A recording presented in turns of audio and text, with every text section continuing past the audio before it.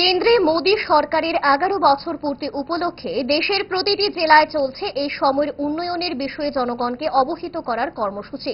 দলের পক্ষ থেকে সিপাহীজলা জেলার দায়িত্ব দেওয়া হয়েছে মন্ত্রী সুশান্ত চৌধুরীকে। বুধবার তিনি বিশালগড়ের রঘুনাথপুর দলের জেলা কার্যালয়ে সাংবাদিকদের সঙ্গে মিলিত হন। তিনি বলেন, দলের পক্ষে এই 11 বছর সময়ে গৃহীত কর্মসূচিকে অমৃতকাল হিসেবে ঘোষণা করা হয়েছে।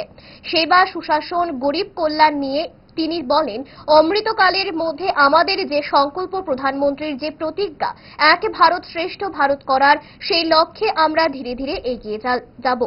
সাংবাদিক সম্মেলনে অন্যান্যদের মধ্যে উপস্থিত ছিলেন সিপাহীজলা জেলার সভাধিপতি সুপ্রিয়া দাস দত্ত, জেলার শিল্প উন্নয়ন দপ্তরের চেয়ারম্যান নবাদুল বণিক সহ আরো অন্যান্যরা। ভারতীয় জনতা পার্টির তরফ থেকে প্রতিটি সাংগঠনিক জেলায় আয়োজন করা হয়েছে এবং তারই অঙ্গ হিসেবে এই জেলায় সিপাহীজলায়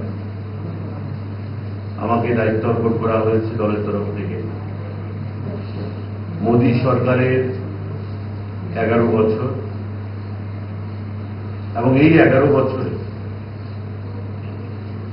জনকল্যাণে যে কর্মসূচিগুলো গৃহীত হয়েছে,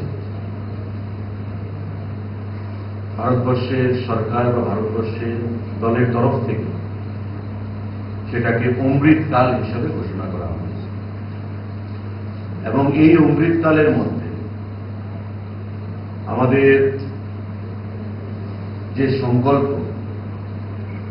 আমাদের সরকারের, আমাদের যশস্বী প্রধানমন্ত্রীর যে প্রতিজ্ঞা, এক ভারত শ্রেষ্ঠ ভারত করা,